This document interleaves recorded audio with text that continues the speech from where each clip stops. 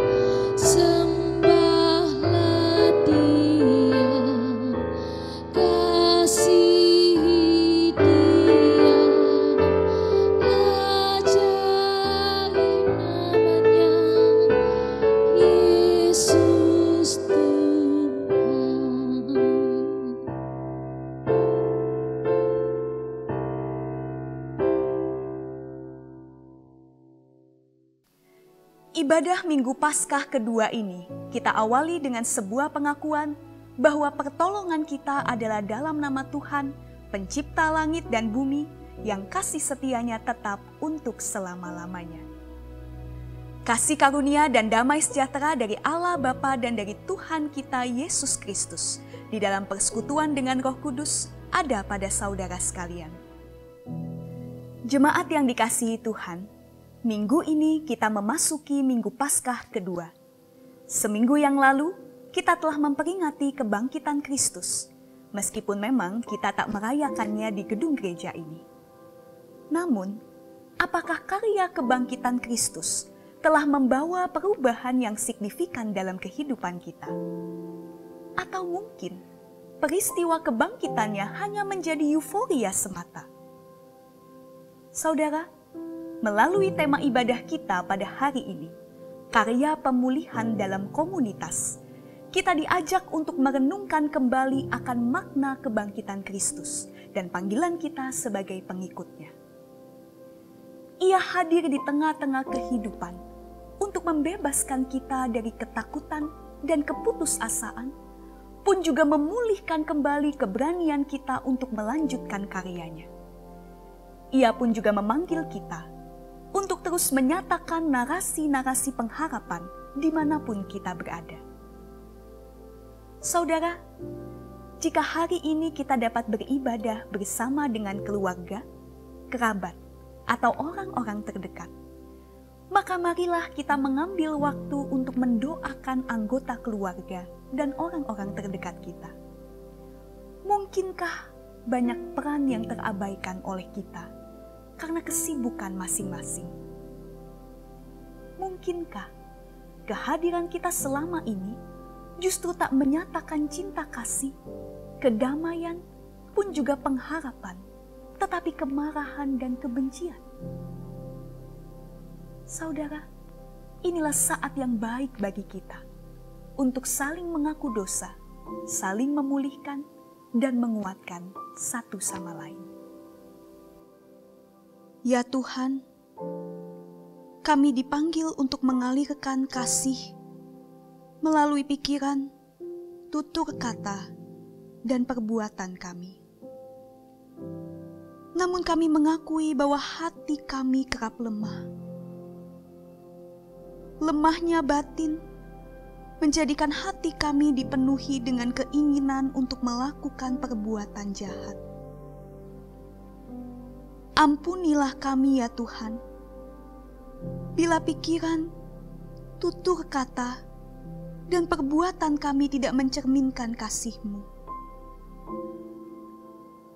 Pimpinlah kami, agar kami senantiasa membuka hati dan mengalami kasih-Mu, agar kami dapat mengalirkan kasih kepada sesama kami. Tolonglah kami ya Tuhan. Terima kasih Tuhan. Dalam Kristus Yesus kami memohon. Amin.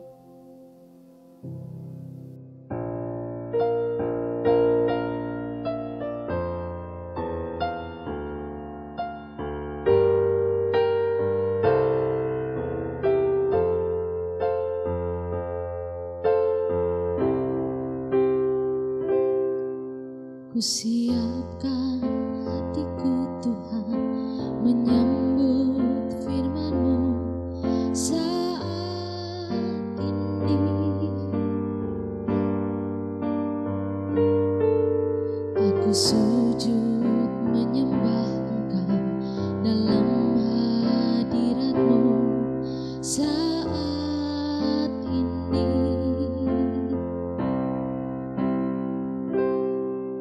Curahkanlah pengurapan-Mu kepada umat-Mu saat ini. Ku siapkan hatiku Tuhan mendengar firman-Mu.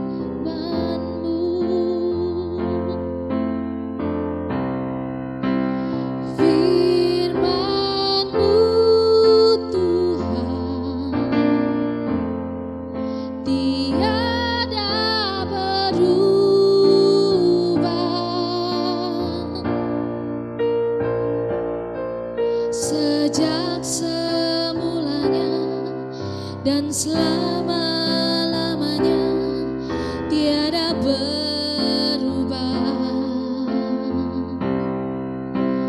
Firman-Mu Tuhan, penolong hidupku. Ku siapkan hatiku Tuhan menyambut firman-Mu.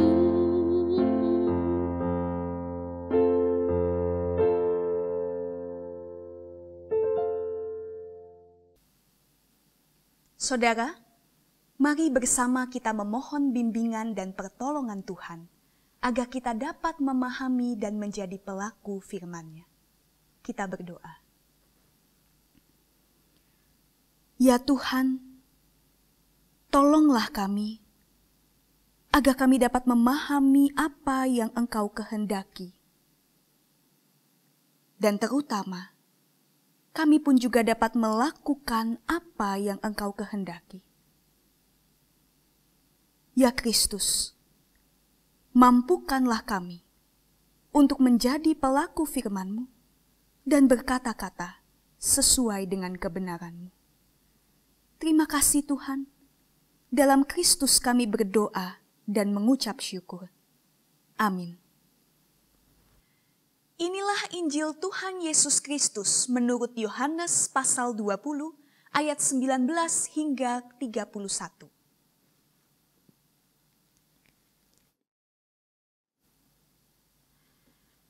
Ketika hari sudah malam pada hari pertama minggu itu, berkumpullah murid-murid Yesus di suatu tempat dengan pintu-pintu yang terkunci, karena mereka takut kepada orang-orang Yahudi. Pada waktu itu, datanglah Yesus dan berdiri di tengah-tengah mereka dan berkata, "Damai sejahtera bagi kamu." Dan sesudah berkata demikian, ia menunjukkan tangannya dan lambungnya kepada mereka. Murid-murid itu bersukacita ketika mereka melihat Tuhan.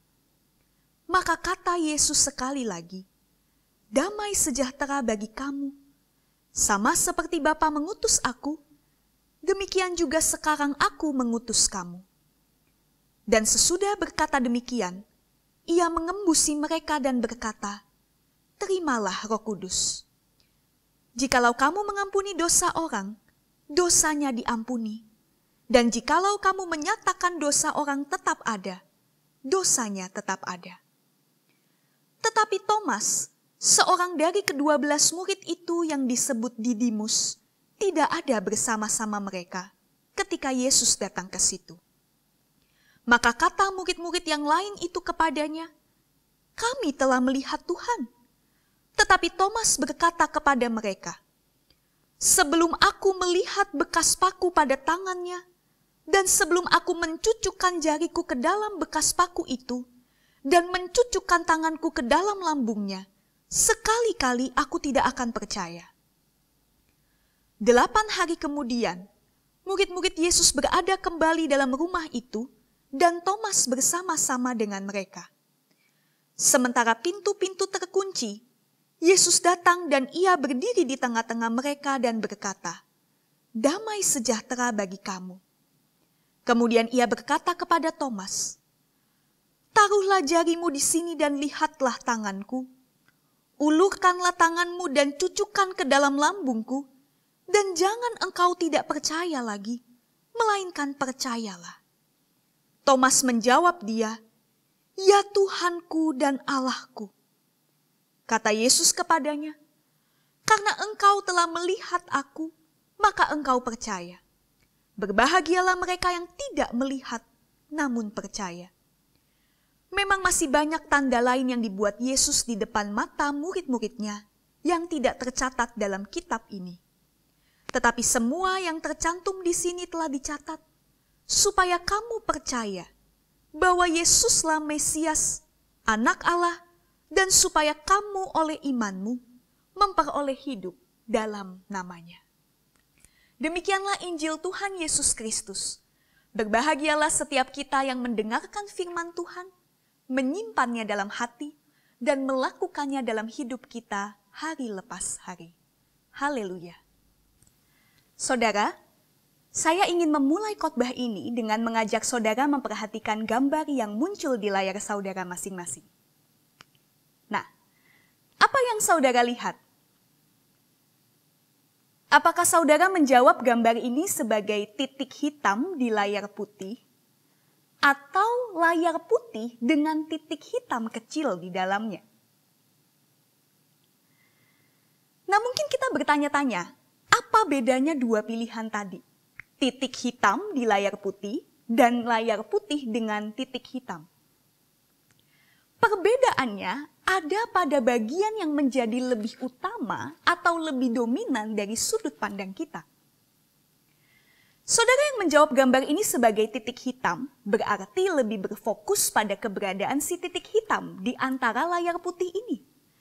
Tetapi saudara yang menjawab gambar ini sebagai layar putih yang ada titik hitam di dalamnya, berarti melihat layar putih sebagai gambar utama atau mainframe-nya. Nah saudara, ilustrasi sederhana dari gambar ini sebetulnya mau menunjukkan apa sih yang sebenarnya terjadi pada para murid di dalam bacaan Injil tadi. Dan mungkin juga kita alami dalam hidup kita sehari-hari. Nah coba kita lihat bersama. Bapak Ibu Saudara, Yohanes pasal 20 ayat 19 sampai 31 mencoba mengisahkan tentang pergumulan para murid yang sedang berada di dalam kesedihan, kegelisahan, ketakutan, mungkin juga keterkejutan dengan serangkaian peristiwa sejak Yesus ditangkap sampai dia mati di atas kayu salib. Sebuah pengharapan besar yang mereka taruh di dalam diri Yesus, bahwa Yesus akan menyelamatkan mereka dari penjajahan Romawi, seketika sirna sudah saat mereka melihat betapa Yesus tidak mengadakan perlawanan sedikit pun sampai dia tergantung di atas kayu salib. Jadi perasaan yang campur aduk antara takut, gelisah, sedih, mungkin ada juga kekecewaan, inilah yang dirasakan para murid. Dan inilah yang membuat mereka memilih untuk mengunci diri mereka di ruang tertutup. Mereka dilumpuhkan oleh ketakutan sehingga menjadi tidak berdaya, lalu mereka memutuskan untuk mengasingkan diri, untuk menutup diri.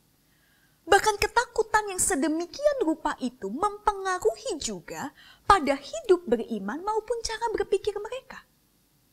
Mengapa saya mengatakan demikian, Bapak Ibu Saudara? Karena kalau kita lihat di dalam ayat sebelumnya, di Yohanes pasal 20 ayatnya yang ke-18, Maria Magdalena sebetulnya sudah memberitakan tentang kebangkitan Kristus. Maria mengatakan, "Aku telah melihat Tuhan." Begitu kata Maria kepada murid-murid Yesus. Nah, tapi kalau kita kembali lagi kepada ilustrasi di awal tadi, karena para murid sangat berfokus kepada si titik hitam, di mana titik hitam ini menggambarkan pergumulan yang membuat mereka takut, gelisah, cemas, maka pada akhirnya mereka tidak mampu untuk melihat, untuk menerima, untuk memahami bahwa sebetulnya ada berita pengharapan yang hadir di tengah-tengah mereka. Nah, jadi satu titik hitam mengaburkan pandangan mereka bahwa sebetulnya masih ada warna putih yang begitu luas, di mana warna putih ini melambangkan berita pengharapan yang juga muncul di dalam kehidupan mereka pada saat itu. Nah, saudara, bukankah pengalaman para murid ini sangat mungkin juga menggambarkan pengalaman hidup kita? Ketika kita meragukan kehadiran Kristus di dalam pergumulan yang kita hadapi, ketika cara pandang kita begitu pesimis karena berfokus pada permasalahan yang mungkin hanya setitik kalau kita bandingkan dengan kasih Tuhan yang sangat besar di dalam kehidupan kita. Nah, maka itulah mengapa saudara, di tengah keraguan dan kebimbangan para murid, Yesus justru datang untuk memberikan penghiburan dan penguatan. Yesus menghalau segala ketakutan dan keraguan para murid dengan perkataan, "Damai sejahtera bagi kamu." Bahkan kalau kita perhatikan Bapak Ibu Saudara, Yesus menyampaikan ungkapan ini sebanyak 3 kali. Di ayat 19, di ayat 21, juga di ayat 26. 3 kali saudara, Yesus menyampaikan ungkapan ini. Apa artinya? Saudara, sebuah ungkapan yang diulang terus-menerus tentu memiliki makna yang penting untuk disampaikan. Dan apa maknanya? Yesus ingin menyampaikan bahwa tanpa mereka sadari, rasa duka, gelisah, gundah gulana yang dialami oleh para murid, itu semua menyebabkan semangat mereka mati, dan inilah juga yang menghalangi, bahkan membutakan mereka untuk merayakan kegembiraan bersama-sama dengan Maria Magdalena. Nah, itulah kenapa ungkapan damai sejahtera bagi kamu menjadi seperti angin segar di tengah kegersangan jiwa. Karena damai sejahtera atau dalam bahasa Ibraninya shalom adalah sebuah ketenangan batin yang mengalir dari kehadiran Kristus. Dan kehadiran Kristus itulah yang senantiasa membawa pengharapan serta pembaruan. Jadi perkataan Yesus ini ingin menunjukkan bahwa meskipun para murid memilih untuk menutup diri mereka, meskipun para murid memilih untuk mengunci pintu hati mereka rapat-rapat, tapi damai sejahtera Kristus tak mampu dihalangi oleh apapun. tak mampu dihalangi oleh pintu kubur yang berat, tak mampu juga dihalangi oleh pintu yang dikunci dari dalam karena rasa takut. Saudara, Yesus yang kita percaya jauh lebih berkuasa untuk merengkuh kita, untuk merangkul kita, supaya kita dapat mengalami pembaruan kehidupan yang telah disediakannya. Nah, karena itulah setelah para murid berjumpa dengan Yesus, ayat 20 dengan jelas menyatakan bahwa mereka merasakan sukacita karena mereka telah melihat Tuhan. Dan sukacita itu boleh dialami karena apa? Karena Yesus berkuasa untuk menghidupkan pengharapan mereka yang sebelumnya mereka terbelenggu oleh ketakutan, yang sebelumnya mereka merasa tidak berdaya, dan inilah shalom yang sesungguhnya. Apa itu shalom? Ketika kita bangkit dari ketiadaan pengharapan, menuju satu hidup yang penuh dengan antusiasme dan pengharapan. Nah, shalom ini Bapak Ibu diberikan kepada semua murid Yesus tanpa terkecuali, termasuk juga Thomas. Kita memang tidak mendapatkan penjelasan lebih jauh kenapa Thomas pada saat itu tidak ada bersama dengan murid-murid lain. Tapi sangat mungkin Bapak Ibu Saudara, keterpukulan Thomas atas kematian Yesus membuat dia lebih memilih untuk sendiri, membuat dia lebih memilih suasana sepi dibandingkan bersama dengan para murid lain. Sehingga ketidakstabilan emosi membuat Thomas sulit untuk menerima berita pengharapan itu dari rekan-rekannya. Dan pertanyaannya saudara, apakah Yesus membiarkan Thomas tetap hidup di dalam keraguannya? Tidak. Yesus tidak menjauhkan diri dari Thomas. Yesus juga tidak menyela dan menyalahkan Thomas. Tetapi sebaliknya, Yesus menyapa dan Yesus menguatkan Thomas. Yesus memahami bahwa apa yang dibutuhkan Thomas itu bukan penghakiman.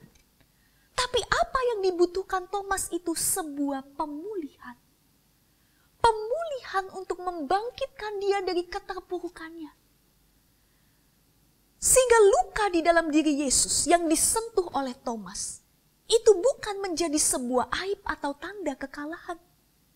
Tapi luka itu justru menjadi tanda kemuliaan yang mengalirkan pemulihan bagi para murid. Termasuk juga bagi Thomas yang sempat meragukan berita kebangkitan Kristus.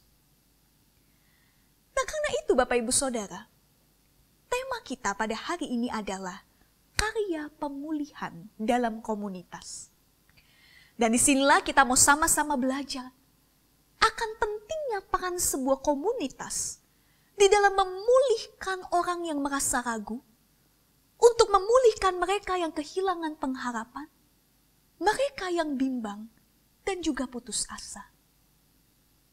Saudara, kita dipanggil bukan untuk menjadi komunitas yang menghakimi, tapi justru kita dipanggil untuk menerima mereka yang terhilang dan juga terpuruk.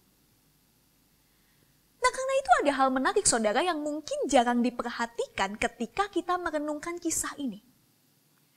Saudara, ketika Thomas dengan tegas menyatakan keraguannya akan berita kebangkitan Kristus, bisa saja sebetulnya para murid lain akan menghakimi atau bahkan mengucilkan Thomas. Tapi kalau kita lihat di ayatnya yang ke-26, di sana dikatakan bahwa Thomas bersama-sama dengan mereka. Artinya apa saudara? Selain ada kemungkinan bahwa Thomas mulai mempertimbangkan berita kebangkitan Kristus dari teman-temannya, tapi yang jelas adalah bahwa ada penerimaan dan bukan penghakiman yang ditunjukkan oleh para murid kepada Thomas. Nah, tentu hal ini sangat berbeda dengan apa yang terjadi pada umumnya. Ketika kita sebagai manusia, kita seringkali dengan begitu mudah menghakimi, lalu juga mencari-cari kesalahan orang lain. Saudara, mungkin kita berpikir bahwa penghakiman itu bisa membuat seseorang sadar. Penghakiman itu bisa membuat seseorang berubah. Atau minimal kita bisa mengusik kenyamanan mereka. Tapi saudara, penghakiman tidak pernah lahir dari hati yang mengasihi. Karena orang yang menghakimi berarti dia tak pernah mengasihi orang lain. Bahkan sekalipun saudara memang kita berada pada posisi yang benar, penghakiman pun bukan sebuah langkah yang bijak. Kenapa? Karena apa yang kita ketahui tentang orang lain sangat terbatas. Setiap orang punya latar belakang yang berbeda. Dan sangat mungkin kita tidak betul-betul paham akan apa yang dia pikirkan, akan apa yang sepenuhnya dia rasakan, akan apa yang pernah dia alami sebelumnya, sehingga dia memutuskan untuk melakukan sesuatu yang membuat kita menghakimi dia. Nah, itulah mengapa saudara ada sebuah pepatah yang mengatakan demikian. Jangan menghakimi orang lain sebelum kamu berjalan 1 mil bersama mereka. Nah, jadi saudara, penghakiman bukanlah faktor kunci yang membuat seseorang itu bisa berubah dan dipulihkan. Tapi perubahan diri itu perlu dimulai dari perubahan cara pandang, latihan-latihan rohani, dan tentunya lingkungan yang memberikan dukungan sebagai perpanjangan tangan kasih Tuhan. Nah, maka itulah mengapa Yesus menjumpai Thomas yang ragu. Yesus menjumpai Thomas yang ragu di tengah para murid yang lain. Karena Yesus juga ingin meneguhkan para murid akan panggilan pengutusan mereka. Bahwa para murid dipanggil sebagai komunitas yang mempersaksikan cinta kasih Allah. Yesus mengutus mereka untuk memulihkan sesama yang masih hidup di dalam berbagai luka.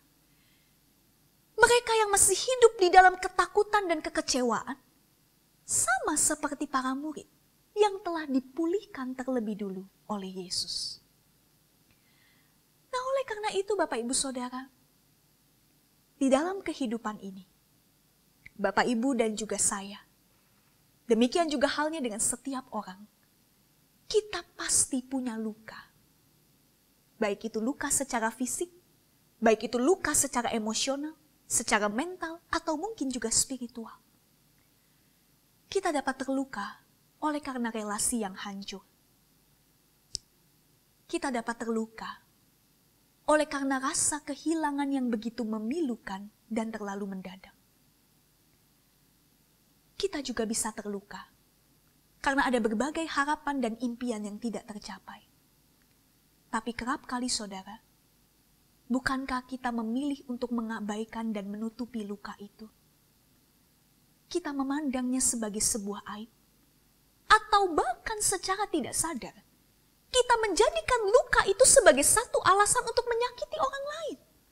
Sebagai contoh, karena saya pernah mengalami penolakan, maka sekarang saya pun melakukan hal yang sama terhadap orang lain. Karena dulu saya pernah mendapat kekerasan, maka sekarang saya melakukan kekerasan terhadap orang lain. Saudara, jika kita memilih untuk mengabaikan setiap luka yang ada, atau mungkin kita menggunakannya sebagai senjata untuk menyerang sesama, maka bagaimana mungkin kita bisa menjadi bagian dari komunitas yang memulihkan? Bagaimana mungkin kita bisa mewujud nyatakan cinta kasih Allah? Sehingga pertanyaan utama yang selayaknya menjadi refleksi buat setiap kita, bukan bagaimana caranya saya bisa mengabaikan atau menyembunyikan luka-luka yang ada di dalam diri saya. Bukan itu saudara. Tapi pertanyaan yang perlu kita renungkan adalah, bagaimana agar saya tetap bisa melayani, bahkan memulihkan sesama saya, dengan segala luka, dengan segala keterbatasan, dan dengan segala kerapuhan diri saya. Saudara, di dalam bacaan Injil tadi, kita membaca dengan jelas bahwa Yesus tidak menampakkan dirinya sebagai seorang pahlawan yang gagah berani. Tapi justru, Yesus hadir di dalam kesederhanaan dirinya. Yesus justru hadir dengan menunjukkan luka-lukanya. Dan lihatlah, Thomas justru dipulihkan imannya. Bukan karena dia melihat sosok Yesus yang berkuasa, yang dikdaya, yang seperti pahlawan. Tapi justru Thomas dipulihkan ketika dia menyentuh luka-luka Yesus. Kenapa? Karena Yesus tidak memandang luka itu sebagai aib. Tapi luka itu justru menjadi tanda cinta kasih dan pengampunannya yang tulus. Luka itu menjadi tanda solidaritas bahwa Yesus juga turut serta merasakan kesakitan dan penderitaan manusia. Dan itulah yang membuat Thomas pulih. Karena dia merasakan cinta kasih. Dia menerima pengampunan. Dan dia juga merasakan solidaritas yang diberikan oleh Yesus. Saudara, apa yang dilakukan Yesus mengingatkan saya pada pemikiran seorang teolog yang bernama Henry Nouwen. Dalam sebuah bukunya saudara yang berjudul The Wounded Healer, atau bahasa Indonesianya Penyembuh yang Terluka, Nouwen menuliskan demikian. Saya bacakan. Ketika kita berhenti untuk melihat luka yang ada di dalam diri kita sebagai sesuatu yang memalukan, tapi justru sebagai sumber pemulihan bagi sesama, maka di sanalah kita akan disebut sebagai penyembuh yang terluka. Penyembuh yang terluka adalah seorang pejuang spiritual yang bangkit dari kegelapan hidupnya, yang mampu melihat luka yang dialaminya sebagai sarana untuk berbela rasa dan menyatakan solidaritas bagi mereka yang juga menanggung luka yang sama. Sehingga pada akhirnya luka itu bisa menginspirasi sesamanya untuk bangkit dari keterpurukan mereka. Itulah yang ditulis oleh Henry Nouwen. Nah, dengan demikian saudara, kalau hari ini kita masih hidup di dalam berbagai luka, baik oleh karena masa lalu yang traumatis, karena relasi yang renggang dengan anggota keluarga ataupun sahabat, karena pengkhianatan, ataupun segala bentuk akar kepahitan lain, maka jangan abaikan luka itu.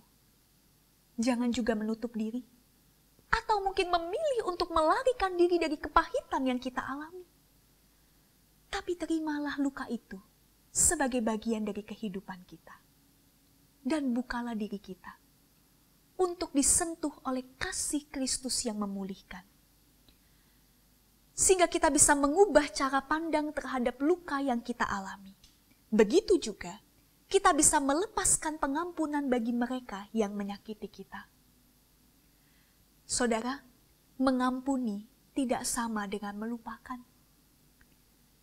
Ketika kita mengampuni seseorang, maka ingatan kita akan perkataan atau perbuatannya yang melukai mungkin akan tetap ada sepanjang hidup kita. Bahkan mungkin luka secara fisik yang disebabkan oleh mereka yang menyakiti kita mungkin masih akan terus menjadi tanda yang terlihat dari tubuh kita. Tetapi pengampunan akan mengubah cara pandang kita terhadap luka itu. Dari yang awalnya mungkin kita melihat sebagai sebuah bencana, mungkin juga kutukan. Tapi di dalam pemulihan Kristus, kita bisa melihatnya sebagai sebuah berkat. Dan pengampunan juga akan memampukan kita untuk tidak membiarkan luka-luka itu menghancurkan kehidupan kita dan juga orang lain. Tapi justru luka itu bisa menjadi sarana buat kita supaya kita menjadi pribadi yang lebih bijak. Bahkan juga untuk memberkati sesama kita. Ingatlah saudara, apa yang disampaikan Yesus di dalam bacaan Injil kita tadi. Yohanes 20 ayat 21, di sana Yesus mengatakan, "Sama seperti Bapa mengutus aku, demikian juga sekarang aku mengutus kamu."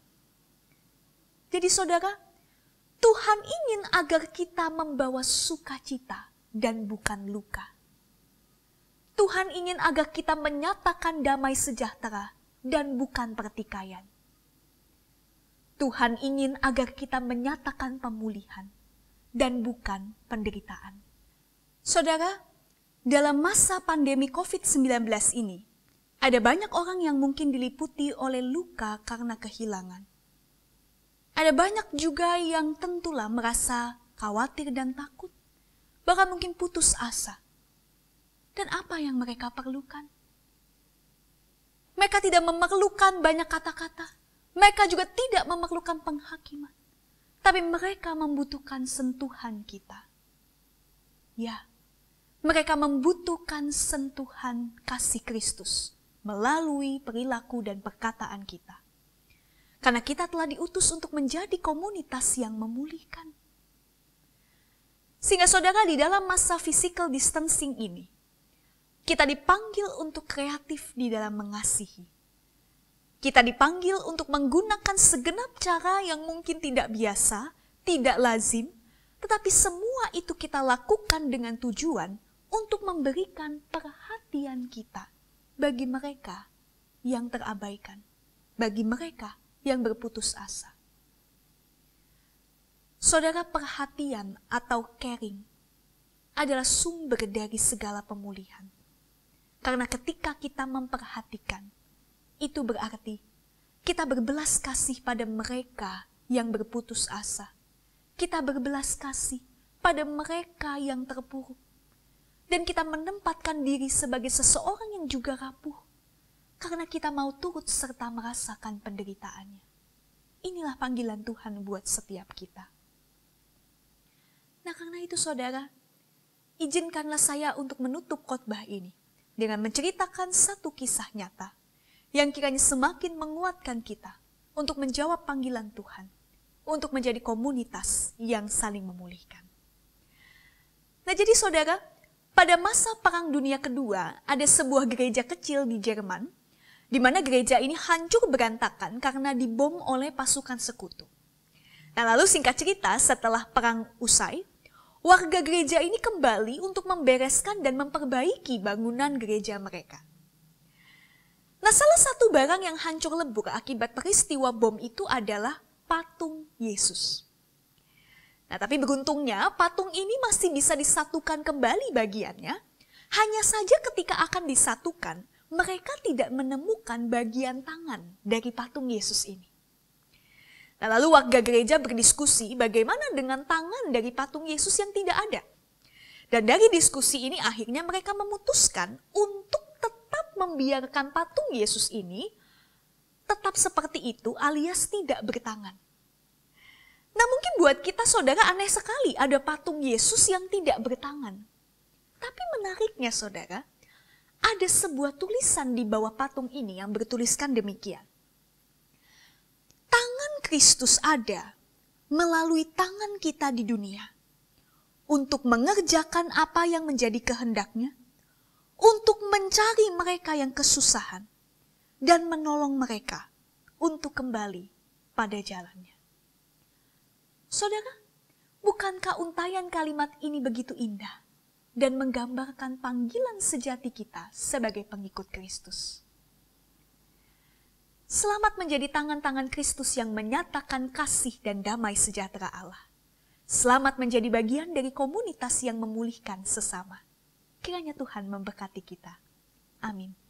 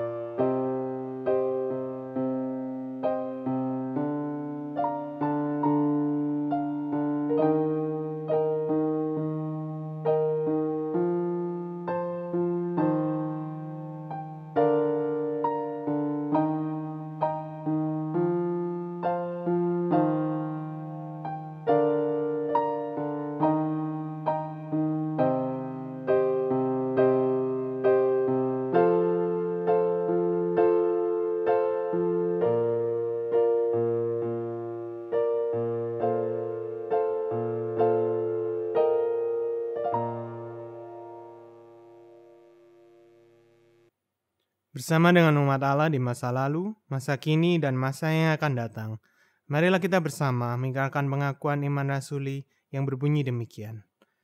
Aku percaya kepada Allah, Bapa yang Maha Kuasa, Khalik langit dan bumi, dan kepada Yesus Kristus, Anaknya yang tunggal Tuhan kita, yang dikandung dari Roh Kudus, lahir dari anak darah Maria, yang menderita sengsara di bawah pemerintahan Pontius Pilatus, disalibkan, mati dan dikuburkan, turun ke dalam kerajaan maut. Pada hari yang ketiga, bangkit pula dari antara orang mati, naik ke surga, duduk sebelah kanan Allah, Bapa yang Maha Kuasa. Dan dari sana ia akan datang untuk menghakimi orang yang hidup dan yang mati. Aku percaya kepada Roh Kudus, gereja yang kudus dan am, persekutuan orang kudus, pengampunan dosa, kebangkitan orang mati, dan hidup yang kekal. Amin. Saudara, mari bersama kita menaikkan pokok-pokok syafaat kita dalam doa syafaat. Yang pertama, marilah kita berdoa bagi para pasien terinfeksi COVID-19 di Indonesia dan juga di seluruh dunia.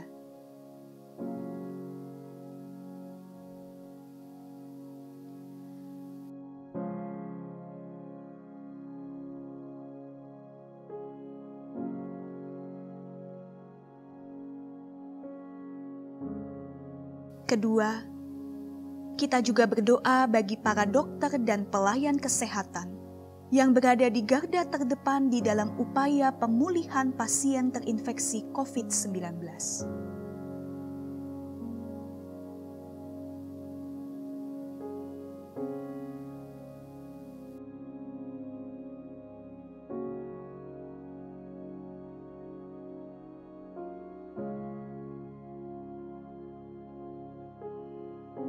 Mari kita berdoa juga bagi pemerintah pusat dan daerah sebagai pengambil kebijakan bagi pencegahan dan penanganan pandemi COVID-19, serta dampak ekonomi bagi seluruh masyarakat Indonesia.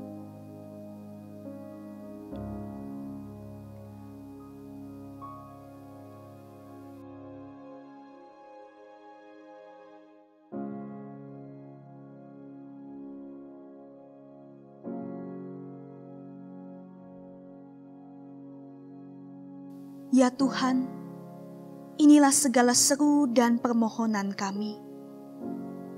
Kiranya belas kasih-Mu melingkupi setiap kami, dan penyertaan-Mu menuntun perjalanan kehidupan kami. Terima kasih Tuhan. Kami berdoa dalam nama Tuhan Yesus Kristus yang mengajar kami berdoa. Bapa kami yang di sorga, dikuduskanlah nama-Mu. Datanglah kerajaan-Mu. Jadilah kehendak-Mu di bumi seperti di sorga. Berikanlah kami pada hari ini makanan kami yang secukupnya. Dan ampunilah kami akan kesalahan kami, seperti kami juga mengampuni orang yang bersalah kepada kami. Dan janganlah membawa kami ke dalam pencobaan, tetapi lepaskanlah kami daripada yang jahat. Karena Engkaulah yang empunya kerajaan, dan kuasa, dan kemuliaan, sampai selama-lamanya. Amin. Jemaat yang terkasih, kita diberikan kesempatan untuk mengucapkan rasa syukur melalui persembahan. Kita mendasari persembahan ini dari 1 Tawarikh 16 ayat ke-29. Berilah kepada Tuhan kemuliaan namanya, bawalah persembahan dan masuklah menghadap Dia. Sujudlah menyembah kepada Tuhan dengan berhiasan kekudusan. Jemaat dapat memberikan persembahan melalui transfer ke rekening Bank GKI Manyar yang tertera di layar, melalui pemindaian atau scan QR Code GKI Manyar, atau mengumpulkan persembahan dalam amplop dan dibawa pada saat kita dapat beribadah kembali di gedung gereja.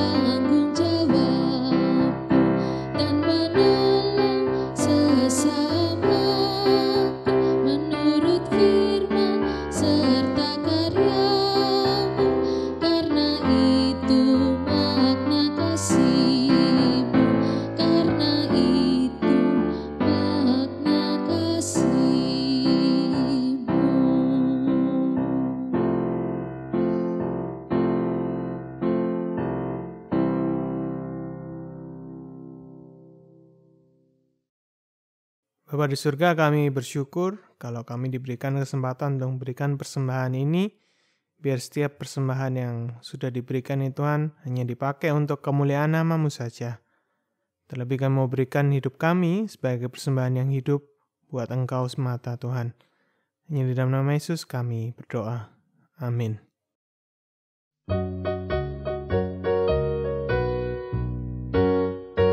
Tuhan tolonglah, bangunkan iman, pulihkanlah kasih yang remuk. Tuhan tolonglah, bangunkan iman, pulihkanlah kasih yang remuk. Ubahlah hatiku, jemalah diriku, biar di tangan-Mu berbentuk. Tuhan tolonglah, bangunkan iman, pulihkanlah kasih yang remuk. Urapi Tuhan bibir mulutku, jadi saksi kebaikan-Mu. Urapi Tuhan bibir mulutku, jadi saksi kebaikan-Mu. Pakailah diriku, berkati budiku, untuk melukiskan kasih-Mu. Urapi Tuhan bibir mulutku, jadi saksi kebaikan-Mu.